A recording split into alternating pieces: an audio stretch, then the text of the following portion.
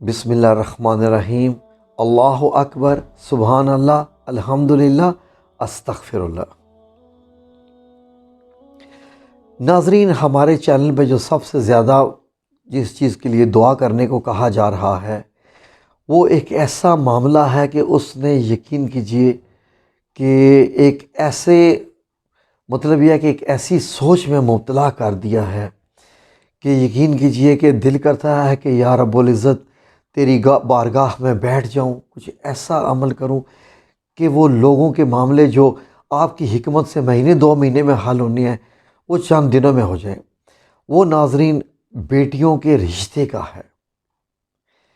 تو یہ ناظرین میں جب یہ سوچتا ہوں کہ کوئی رشتے کا کہہ رہا ہے، پھر میرے سامنے وہ بیٹیاں آ جاتی ہیں جو بیٹیاں جن کے رشتے ہو گئے، شادیاں ہو گئے، بچے ہو گئے، لیکن ان کے گھر میں سکون نہیں ہے، وہ سکون کی زندگی بھی نہیں گزار رہی ہیں۔ وہ سب بیٹیاں اپنے گھروں میں بہت دکھی ہیں۔ کسی کو سسرال والوں کا دکھ ہے، کسی کو خاوند کی طرف سے دکھ ہے۔ میں حیران ہوتا ہوں ناظرین کہ یہ پاکستان جیسے معاشرے، ہمارے معاشرے میں بیٹیوں کا نصیب اور بیٹیوں کا مقدر اور بیٹیوں کا کیا حالت ہے، یہ کیا معاملہ ہے؟ یہ آپ ہو سکتے تھوڑا سا مجھے سمجھائیے، میں اب آپ کو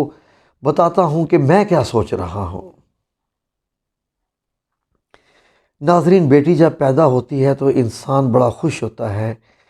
کہ اللہ تبارک و تعالیٰ نے مجھے رحمت عطا کر دی ہے اور یہ بیٹی میری بخشش کا باعث بنے گی۔ اگر اللہ تبارک و تعالیٰ ایک اور یا 2 بیٹیاں عطا فرما دے تو الحمدللہ رب العالمین، تو یہ اور اچھا معاملہ ہوتا ہے کہ جیسے رسول اللہ نے فرمایا جس کی 3 بیٹیاں ہوں گی اور وہ ان کی اچھی تربیت کرے گا، شادی کرے گا، ان کی بیاہے گا، تو وہ اس جنت میں جائے گا اور وہ میرے ساتھ ہوگا اس کو۔ لیکن اب بیٹیوں کی طرف آ جائیے۔ بیٹیوں کا معاملہ، جو میں نے ایک لفظ استعمال کیا، معاملہ، جو بیٹی بڑی ہوتی جاتی ہے وہ ایک طلسماتی دنیا میں چلی جاتی ہے، اپنے خواب بننا شروع کر دیتی ہے۔ کبھی وہ اپنی گڑیوں کی شادی کرتی ہے، کبھی وہ ایسی شہزادی بنتی ہے کیونکہ والد جو باپ ہوتا ہے وہ اپنی بیٹی کو شہزادی کے روپ میں دیکھنا چاہتا ہے، ایسے میری بچی ہو، شہزادی لگے۔ ماں جو ہوتی ہے وہ اپنے خواب بن رہی ہوتی ہے اور اس کی تربیت میں جو ہے وہ بار بار اس کی ایک ہی طرف بات جا رہی ہوتی ہے، ماں کی۔ ماں سوچ رہی ہوتی ہے کہ یہ پرایا مال ہے، یہ پرایا مال ہے، اس نے دوسرے گھر میں چلے جانا ہے، اب اس کو یہ بھی ہونا چاہیے، اس کی عادت ایسی ہونی چاہیے، اس کی بول چال ایسی ہونی چاہیے، اس کا یہ ہونا چاہیے۔ جو وہ تقریباً 15 سال کی عمر میں پہنچتی ہے، 12 سال کی، اس کو بات بات پہ ایک ہی بات بتائی جاتی ہے کہ اگلے گھر میں جاؤ گی، جو تمہارا گھر ہوگا، وہاں جا کے جو ہے وہ تمہارے ساتھ کوئی مشکل نہ پیش ہو جائے، یہاں تو تم ہمارے پاس امانت ہو۔ اب ناظرین، کسی کے دل میں اگر یہ بات ڈال دی جائے، کسی بیٹی کے دل میں، کہ یہ تمہارا گھر نہیں ہے، تم یہاں پر امانت ہو اگلے گھر کی، وہ تو اسی وقت ہی پرائی ہوگی ناظرین۔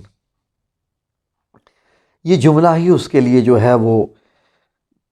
کافی ہے سمجھنے کے لیے۔ اس کے بعد وہ بیٹی یقین کرے کہ باقی زندگی کے جتنے پل ہوتے ہیں شادی تک، وہ اسی بات میں ہی گزار دیتی ہے کہ شاید ہاں اس گھر میں سے تو مجھے جو ہے وہ بھیج دیا جائے گا دوسرے گھر میں، تو اگلے گھر میں میرے ساتھ کیا ہوگا، کون ہوگا، کیسا ہوگا۔ اب وہ اپنی طلسماتی زندگی سے نکل کے اب اپنے سسرال کی طلسماتی زندگی کے خواب بننا شروع کر دیتی ہے۔ اس کے بعد وہ یہ بھی سوچتی ہے کہ میرا باپ جو کہ میرے سر کا مطلب ایک سائے کی طرح، میرے سر پہ چھتری، میرا بھائی میری عزت رکھنے والا، میری عزت کروانے والا، مجھے دنیا کے بھیڑیوں سے بچانے والا اور میری خواہشیں پورے کرنے والا میرا باپ، اور میری ماں جیسے جیسے بیٹی بڑی ہوتی جاتی ہے، ماں ایک سہیلی کی طرح اس کے ساتھ ٹریٹ کرنا شروع کر دیتی ہے، وہ اس کی ماں کم اور اس کی سہیلی زیادہ بنتی جاتی ہے۔ اسی طرح اس کی بہنیں بھی آپس میں لڑتی ہیں، جھگڑتی ہیں، سب چلتا رہے۔ بڑا عجیب لگتا ہے جب یہ لڑتی اور جھگڑتی ہیں آپس میں، بہنیں خاص کر آپس میں لڑتی جھگڑتی ہیں، دوستی بھی ہوتی ہے، لیکن یہ کہ وہ لڑنا جھگڑنا جو ہوتا ہے وہ بڑی خاص اہمیت رکھتا ہے زندگی میں۔ کب خاص اہمیت رکھتا ہے یہ میں آپ کو بتاؤں گا بعد میں۔ ناظرین، اب معاملہ آ گیا شادی کا۔ اس کے ذہن میں تو ڈالا ہوا تھا کہ اب تمہارا یہ اگلا گھر ہے، تم نے یہی جانا ہے، اب تمہارا خاوند کا گھر ہی تمہارا گھر ہوگا۔ اب جب وہ اگلے گھر میں جاتی ہے، اپنے کتنے رشتوں کو چھوڑ کے، باپ کو چھوڑ کے، بھائی کو چھوڑ کے، ماں جیسی سہیلی چھوڑ کے، اپنی بہنوں کو چھوڑ کے، اپنے گھر کی دور و دیوار، اپنا کمرہ، اپنا وہ بیڈ وہ سجاتی ہے، اپنی الماری وہ سجاتی ہے، ایک ایک چیز کی اتنی حفاظت کرتی ہے۔ ناظرین، اب وہ صورتحال آ گئی ہوتی ہے کہ اب وہ یہ سب کو چھوڑ کے ہمیشہ کے لیے جا رہی ہوتی ہے۔ اس کے بعد ناظرین، جب وہ اپنے دوسرے گھر میں جاتی ہے، وہاں پر اس کا استقبال بڑی شان و شوکت کے ساتھ ہوتا ہے، بڑا اچھا لگتا ہے۔ قرآن کریم کے سائے تلے جب رخصتی ہو رہی ہوتی ہے تو قرآن کریم کے سائے میں اس کو گزارا جاتا ہے۔ ناظرین، ذرا غور کیجئے کہ اب اس کے گھر میں جب چند دن گزر جاتے ہیں، وہ اپنی ماں کے گھر میں جب واپس آتی ہے، ملنے کے لیے آتی ہے، اب وہ جب اپنی ماں کے گھر میں قدم رکھ رہی ہوتی ہے بیٹی، تو اس کو محسوس ہوتا ہے کہ میں قدم سوچ سوچ کے رکھوں، یہ نہ ہو کہ ایک ایسا وقت آ جائے یا کچھ ایسا ہو جائے کہ ان کو برا لگ جائے۔ ماں سے ملتی ہے، بھائیوں سے ملتی ہے، باپ سے ملتی ہے، بہنوں سے ملتی ہے، اپنے کمرے کو ایک پرائی نظر سے دیکھتی ہے کہ یہ کبھی میرا تھا، اب اس پہ میری دوسری چھوٹی بہن نے قبضہ کر لیا ہے، اور یہ سارے میرے کپڑے تھے، اب چھوٹی بہن نے قبضہ کر لیا جس کے لیے میں لڑتی تھی اس کے ساتھ۔ ناظرین، جب وہ ایک دو دن کے لیے اپنے گھر کے لیے آتی ہے رہنے کے لیے، اب وہ جب کچن میں جانا چاہتی ہے، اس کا دل کرتا ہے کہ میں یہ چیز بناؤں اور کھاؤں، سوچتی ہے امی جی اچھا میں آپ کی کھانے میں ہیلپ کر دوں یا یہ کر دوں، یا امی جی کھانے کو کچھ پڑا ہوا ہے۔ یہ وہی بیٹی تھی جو لڑ کے اپنی ماں سے اپنی مرضی کے کھانے پکواتی تھی، یہ کہتی تھی کہ میں یہ 10 چیزیں پکی ہوئی ہیں، یہ نہیں کھاؤں گی، وہ نہیں کھاؤں گی، یہ نہیں کھاؤں گی۔ آج جب اس کو بھوک لگی ہے تو ماں سے پوچھ رہی ہے کہ امی جی کوئی چیز بنی ہوئی ہے یا میں کوئی آپ کو بنا دوں یا کچھ ایسے۔ اس کو وہ ریفریجریٹر اپنے گھر کا، وہ گھر کا چولہا، وہ گھر کا کچن بھی پرایا لگنے لگتا ہے۔ ناظرین، واپس اپنے وہ سسرال میں آتی ہے،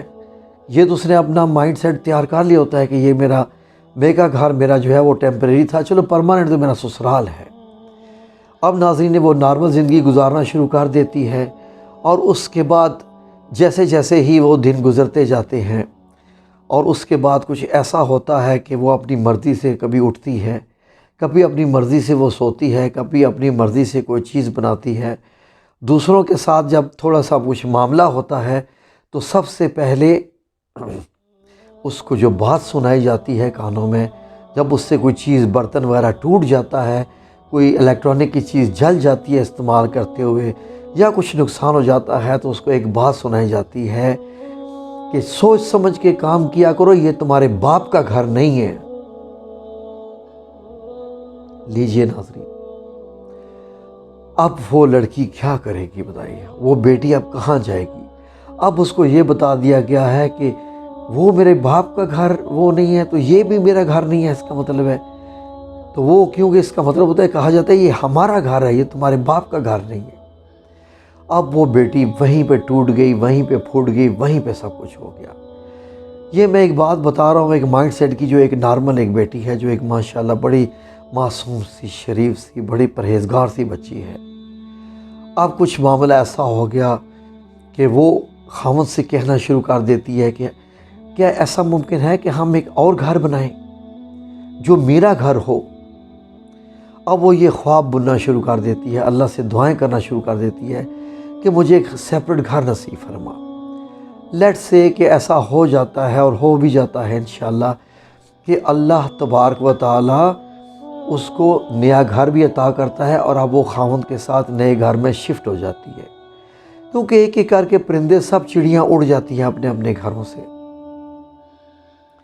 اب وہ دیکھیے ناظرین، کتنے رشتے چھوڑ کے آئی تھی، اب آگے اس کو کیا کیا رشتے ملے اور کیا کیا اس کا نصیب ہوا۔ اب ناظرین کیا ہوا کہ اس گھر میں اس نے خوش خوش رہنا شروع کر دیا۔ اب جیسے جیسے دن گزرتے گئے اس کے خاوند کے کچھ مزاج بدلتے گئے۔ اب خاوند کے مزاج ایسے بدلے کہ اس نے یہ کہنا شروع کر دیا کہ تم ٹھیک طریقے سے رہو ورنہ میں دوسری کر کے لے آؤں گا یہاں پر بیوی، اور تمہیں میں تمہارے باپ کے گھر بھیج دوں گا۔ چلیے اب وہ بیٹی ایک بار پھر تیسری دفعہ اس کا دل ٹوٹ گیا، اور اب اس نے یہ سوچنا شروع کر دیا، تو اس کا مطلب ہے کہ کیا یہ گھر میرا بھی نہیں ہے، یہ بھی نہیں میرا گھر ہے کیا؟ اب ناظرین وہ کہاں جائے گی وہ بتائیے؟ اب پھر وہ امیدیں لگا لیتی ہے کہ چلو میں برداشت کروں گی، میں جیسے بھی زندگی گزاروں گی اس شخص کے ساتھ، جو بھی ہے میں اس کے جو ہے وہ اس کے زیر سایہ اس کی جناب جی کنیز بن کے رہوں گی، جبکہ بیویاں دوست ہوتی ہیں۔ اچھے انسان، اچھے خاوند بیویوں کو اپنا دوست بناتے ہیں۔ میں اکثر اوقات اپنی بیوی، اللہ تبارک و تعالیٰ خیر کرے، یقین کریں کہ میں نے اس سے کہا کہ جب سے تم میری زندگی میں آئی ہو میری دوستیاں چھوٹ گئی ہیں۔ یقین کریں کیونکہ میں نے ہر معاملے میں اپنی وائف کو دوست بنایا، اور یہی وجہ ہوئی کہ میری بیوی نے بھی کبھی بھی آج تک الحمدللہ رب العالمین 23 سال شادی کے ہو گئے ہیں، اور ابھی تک نہ تو نہ میں، الحمدللہ رب العالمین۔ ناظرین میں یہ سمجھتا ہوں کہ دنیا کے ہر لڑکے کو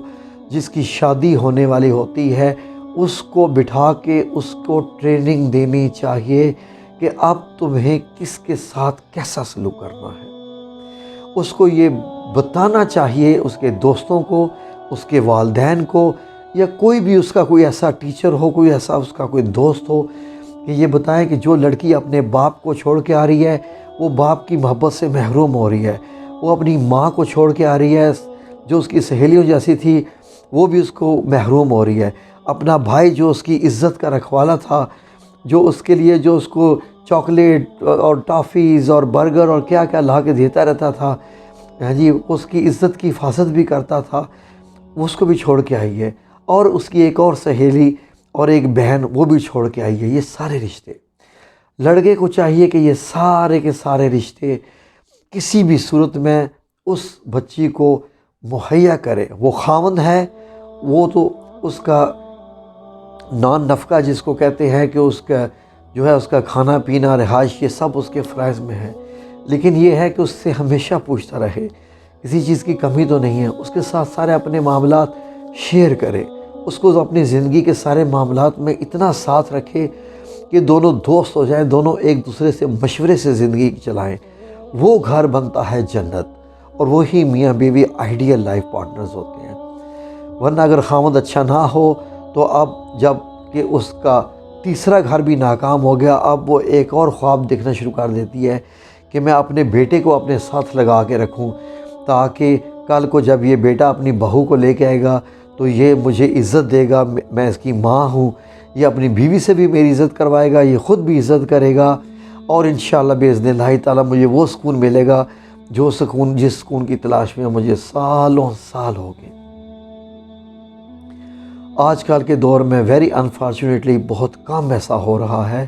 کہ بہت کم ایسے خوش نصیب بیٹے ہیں جو اپنی والدہ کو، اپنی ماں کو سر کا تاج بٹھا کے رکھتے ہیں، ورنہ سب سے پہلے جب وہ اس کی بہو آتی ہے تو وہ یہ سوال کر دیتی ہے اپنے خاوند سے کہ تم نے اپنی ماں کو اپنے ساتھ رکھا ہوا ہے، ہماری پرائیویسی کہاں گئی؟ ہم اپنی مرضی سے نہ کہیں آ سکتی ہیں، نہ جا سکتی ہیں، نہ کچھ کھا سکتی ہیں، نہ پی سکتی ہیں، نہ خرچ سکتی ہیں۔ یہ جو بڑھیا سامنے بیٹھی ہوئی ہے یہ ہم پہ نظر رکھے ہوئے ہے کہ ہم کہاں گئے، کہاں آئے، کیا خرچ کر دیا، کیا ہم ساری اپنی زندگی جو ہے وہ اس کے اشاروں پہ ہم گزاریں گے؟ تمہارا کوئی اور بہن بھائی نہیں ہے جس کے گھر میں یہ عورت چلی جائے؟ اب بتائیے ناظرین، وہ بیٹی جو ماں کے گھر سے نکلی تھی اب وہ کہاں جائے، وہ کدھر جائے؟ اس کا مطلب ہے کہ اس کا اصلی گھر تو صرف قبر بھی ہوگی، قبر بھی عارضی ہے، قبر سے بھی نکل کے آگے کی منزلیں ہیں جنت کی، دوزخ کی۔ اللہ سے دعا ہے کہ اللہ تبارک و تعالیٰ تمام بیٹیوں کے نصیب اچھے کرے، بیٹیوں کی زندگی میں خوشحالی رہے، اچھے رشتے ملیں، قدر کرنے والے رشتے ملیں، اور بیٹیاں بھی ایسی ہوں جو کہ قدر کرنے والی ہوں، ورنہ سکون قبر میں بھی نہیں ہے، اور آگے آخرت کا معاملہ تو اللہ رب العزت غفور الرحیم ہے، اس میں کوئی شک نہیں۔ اللہ تبارک تعالیٰ سب کے نصیب اچھے کرے، آمین یا رب العالمین برحمتک یا ارحم الراحمین۔